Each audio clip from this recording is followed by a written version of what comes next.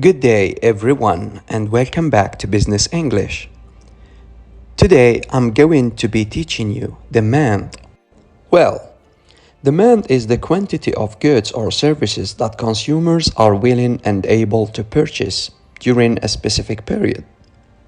In economics, demand is the desire to own anything, the ability to pay, and the willingness to pay for it.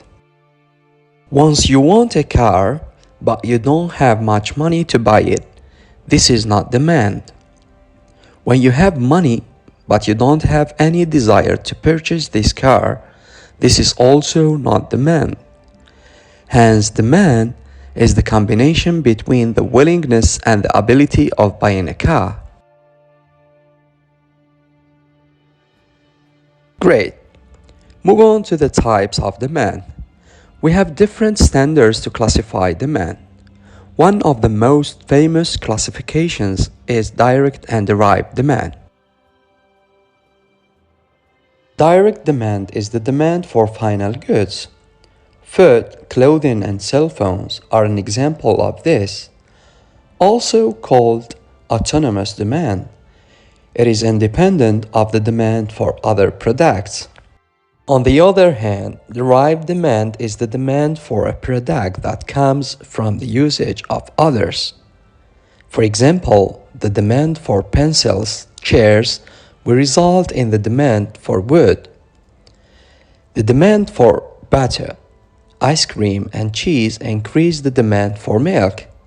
Therefore, the demand for wood and milk is dependent on the demand for their uses. Factors that influence demand. Demand is influenced by the activities of consumers and businesses. Businesses attempt to drive demand through marketing efforts. Consumers drive demand through their tastes, income levels, and resistance to price increases. Here are the most common determinants of demand. The first determinant is expectation. People will buy more of something if they suspect the value of it will increase in the future. Property, stocks, and gold are good examples, but they will behave the opposite if their expectation about income is negative. The second determinant is income. The amount of income earned by consumers will determine demand. The more income, the higher demand. On an individual basis, consumers who earn more won't necessarily purchase more of the same. For example, a consumer who can afford an expensive television won't keep buying them just because they can. This is called the marginal utility principle, meaning a product loses its usefulness at a certain quantity or price point. The third determinant is price. Demand and price have an inverse relationship.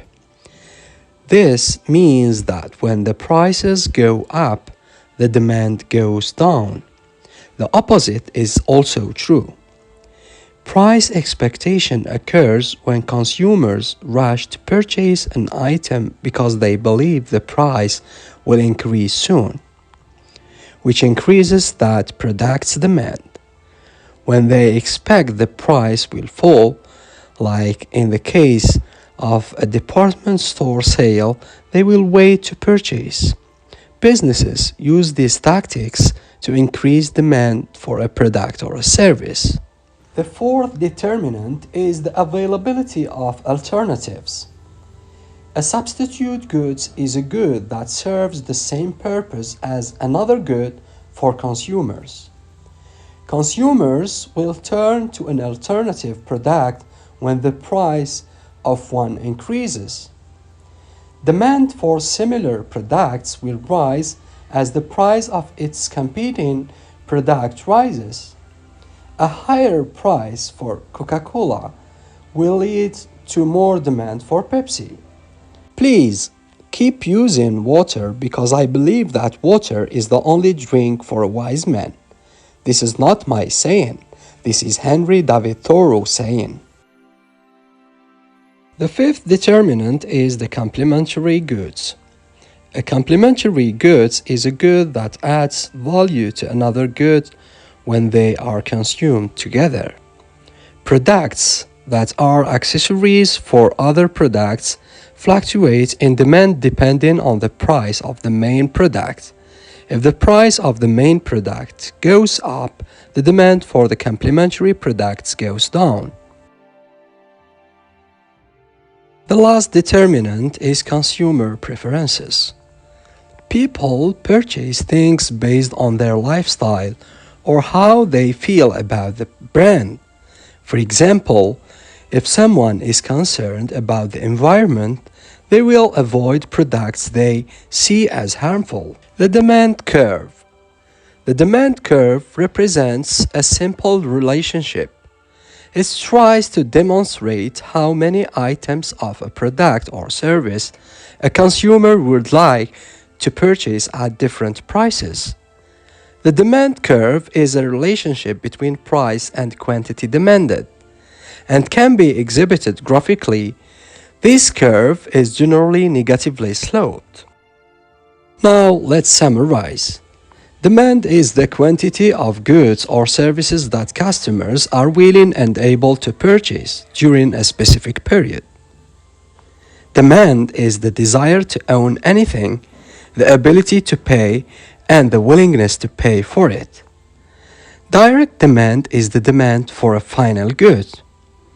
Derived demand is the demand for goods that are needed for further production. It is the demand for producers' goods. Positive expectation about incomes will increase demand. Positive expectation about prices will decrease demand. There is an inverse or negative relationship between the quantity demanded and the price of goods. Demand increases when the price of substitute goods increases. There is an inverse relationship between the price of goods and the price of complementary goods. If consumer incomes increase, demand will increase. Tastes and preference influence demand. It is related on consumers' behavior.